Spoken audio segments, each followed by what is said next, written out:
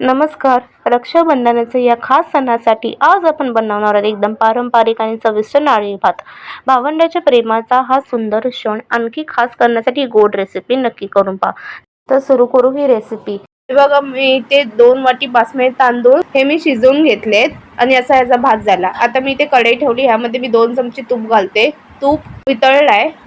गॅसची flame slow असली पाहिजे. आता यामध्ये मी घालते 4 लवंग, 2 दालचिनी.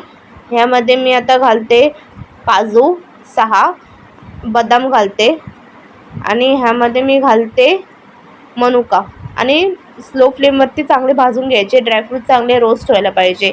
हे बघा, ड्रायफ्रूट चांगले भाजून झाले आहेत.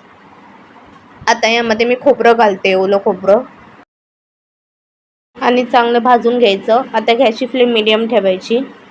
आता ह्यामध्ये मी गूळ घालते, 1 वाटी गूळ, आणि चांगलं मिक्स करायचं. गूळ वितळला पाहिजे. हे बघा, गूळ हळूहळू वितळतोय. आता यामध्ये मी केसर दूध घालते आणि मिक्स करते. हे बघा, गूळ चांगलं वितळलंय आपलं.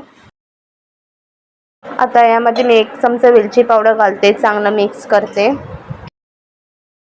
आता यामध्ये मी जायफळ किसून घालते, थोडंसं, जास्त नाही. आता मी यामध्ये बासमती तांदूळ घालते उकडलेले. गॅसची फ्लेम स्लो करून घालायची. आता मी मिक्स करून घेते. तुम्ही हा नारळी भात नक्की ट्राय करा, तुम्हाला हे नक्की आवडेल. आता ह्यामध्ये मी घालते चवीनुसार मीठ आणि आता मी झाकून ठेवते 2 मिनिटासाठी स्लो फ्लेमवरती. 2 मिनिटं झाली तर मी झाकण काढते. हे बघा, आपला नारळी भात रेडी झाला. तर मी सर्व करून दाखवते.